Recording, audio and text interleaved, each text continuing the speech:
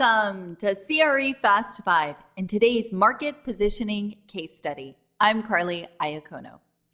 Although much of the value of a net lease property is tied to the tenant and underlying lease, understanding your real estate fundamentals is also very important. Today we're discussing market positioning factors in the context of a CVS in Bridgewater, New Jersey, which is a new listing I just brought to market. We'll break down the real estate market considerations into two subsets, your actual parcel and then the broader market fundamentals. Here we go. Let's start with your specific piece of dirt. First, take a look at the size and shape of your parcel. Does it fully meet the needs of your current tenant? Is there enough parking? Is there clear access to the drive-through if one exists? Also consider the parcel in relation to future re-leasability. If your lot is very small, i.e. less than 3/4 of an acre, the tenants that will be interested in the future, should your current tenant vacate, will be limited. This particular CVS lot is 2.72 acres, which gives you ample parking and future redevelopment options. There is also a double drive-through allowing for efficient prescription pickup and future use. The second consideration is whether or not the property is on a hard corner and if it is signalized. Hard corners with traffic lights are usually the most desirable location in any given market, but not all tenants require signalized intersections. The CVS has a prime location on a hard corner with a 4-way signalized intersection. The next thing to look at are the traffic counts. Higher traffic counts in front of your property are typically better, but consider your tenant. A daycare, for example, would not necessarily want to be on a high-traffic location. The traffic count by this CVS is over 30,000 vehicles per day, which is considered high. More cars mean more visibility for your tenant and typically better long-term real estate value. Proximity to a major highway is also a benefit for some tenants, especially quick-serve restaurants and gas stations. This particular site is 1.1 miles from Highway 287, which sees over 132,000 cars per day. Now, this is less likely an immediate boost for CVS, but again, it does impact the long-term value of the site. The next thing to look at is the ingress and egress of your property.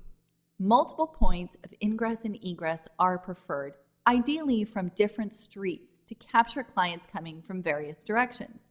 You can see on this CVS there is an access point from Findern Avenue and another one on Union Avenue. Visibility from major thoroughfares is good, but easy access is even more important.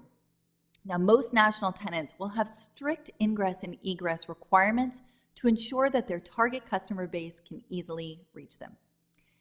Now let's move on to the broader market fundamentals. The most common demographic statistic you will see on property marketing is the 5-mile population.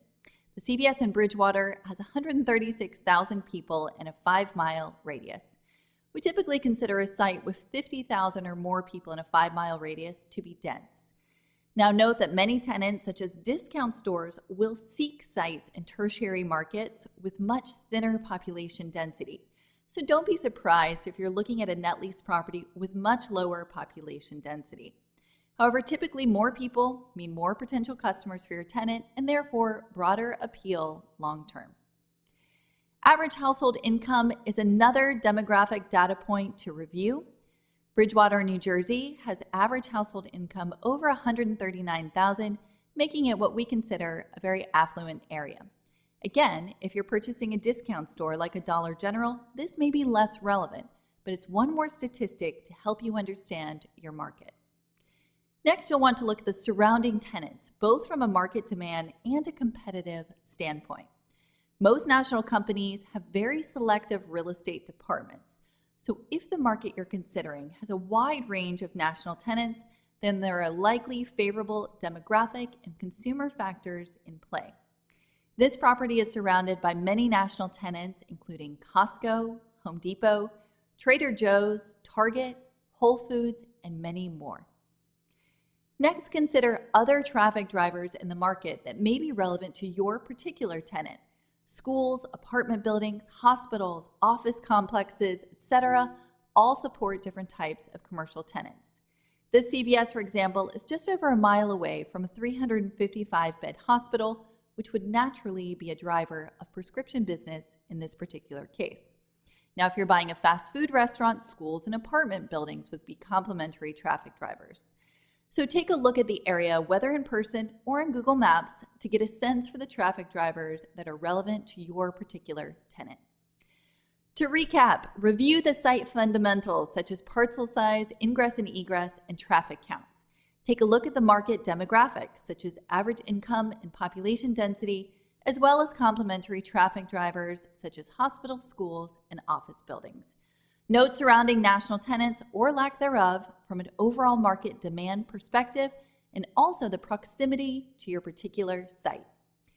Now remember that market positioning is only one category of factors you should consider when evaluating a potential investment.